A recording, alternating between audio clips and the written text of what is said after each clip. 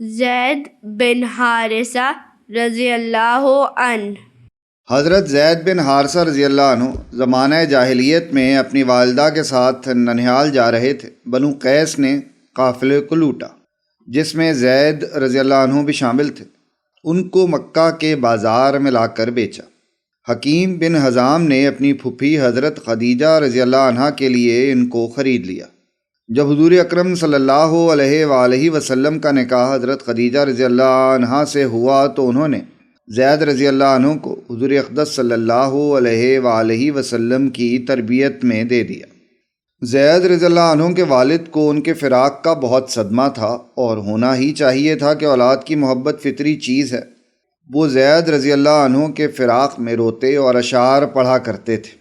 اکثر جو اشعار پڑھتے تھے ان کا مختصر ترجمہ یہ ہے کہ میں زید کی یاد میں روتا ہوں اور یہ بھی نہیں جانتا کہ وہ زندہ بھی ہے، تاکہ اس کی امید کی جائے یا موت نے اس کو نپٹا دیا۔ خدا کی قسم مجھے یہ بھی نہیں معلوم کہ تجھے اے زید نرم زمین نے ہلاک کیا یا کسی پہاڑ نے۔ غرض یہ اشعار پڑھتے، روتے اور ڈھونڈتے پھرا کرتے۔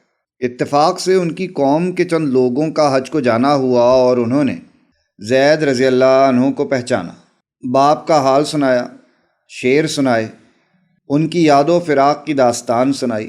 حضرت زید رضی اللہ عنہ نے ان کے ہاتھ 3 شعر کہہ کر بھیجے جن کا مطلب یہ تھا کہ میں یہاں مکہ میں ہوں، خیریت سے ہوں، آپ کوئی غم اور صدمہ نہ کریں، میں بہت کریم لوگوں کی غلامی میں ہوں۔ ان لوگوں نے جا کر زید رضی اللہ عنہ کی خیر و خبر ان کے باپ کو سنائی اور وہ اشعار سنائے جو زید رضی اللہ عنہ نے کہہ کر بھیجے تھے، اور پتہ بتایا۔ زید رضی اللہ عنہ کے والد اور چچا فدیہ کی رقم لے کر ان کو غلامی سے چھڑانے کی نیت سے مکہ مکرمہ پہنچے۔ تحقیق کی، پتہ چلایا، حضور اکرم صلی اللہ علیہ وآلہ وسلم کی خدمت میں پہنچے اور عرض کیا، اے ہاشم کی اولاد اور اپنی قوم کے سردار، تم لوگ حرم کے رہنے والے ہو اور اللہ کے گھر کے پڑوسی ہو۔ تم خود قیدیوں کو رہا کراتے ہو، بھوکوں کو کھانا دیتے ہو۔ ہم اپنے بیٹے کی طلب میں تمہارے پاس پہنچے، ہم پر احسان کرو اور کرم فرماؤ اور فدیہ قبول کر لو اور اس کو رہا کر دو، بلکہ جو فدیہ ہو اس سے زیادہ لے لو۔ حضور صلی اللہ علیہ وآلہ وسلم نے فرمایا، کیا بات ہے؟ عرض کیا، زید رضی اللہ عنہ کی طلب میں ہم لوگ آئے ہیں۔ حضور صلی اللہ علیہ وآلہ وسلم نے ارشاد فرمایا، بس اتنی سی بات؟ عرض کیا کہ حضور بس یہی غرض ہے۔ آپ صلی اللہ علیہ وآلہ وسلم نے ارشاد فرمایا، اس کو بلا لو اور اس سے پوچھ لو، اگر وہ تمہارے ساتھ جانا چاہے تو بغیر فدیہ ہی کہ وہ تمہاری نظر ہے، اور اگر نہ جانا چاہے تو میں ایسے شخص پر جبر نہیں کر سکتا جو خود نہ جانا چاہے۔ انہوں نے عرض کیا کہ آپ صلی اللہ علیہ وآلہ وسلم نے استحقاق سے بھی زیادہ احسان فرمایا۔ یہ بات خوشی سے منظور ہے۔ حضرت زید رضی اللہ عنہ بلائے گئے۔ آپ صلی اللہ علیہ وآلہ وسلم نے فرمایا کہ تم ان کو پہچانتے ہو؟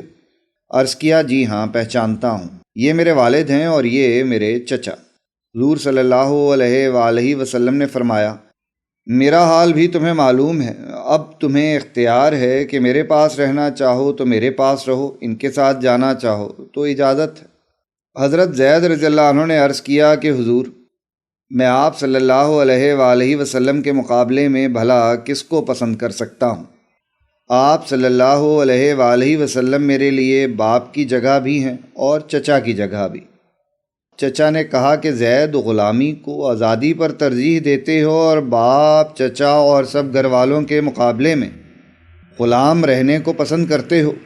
زید رضی اللہ عنہ نے کہا کہ ہاں، میں نے ان میں حضور صلی اللہ علیہ وآلہ وسلم کی طرف اشارہ کر کے ایسی بات دیکھی ہے جس کے مقابلے میں کسی چیز کو بھی پسند نہیں کر سکتا۔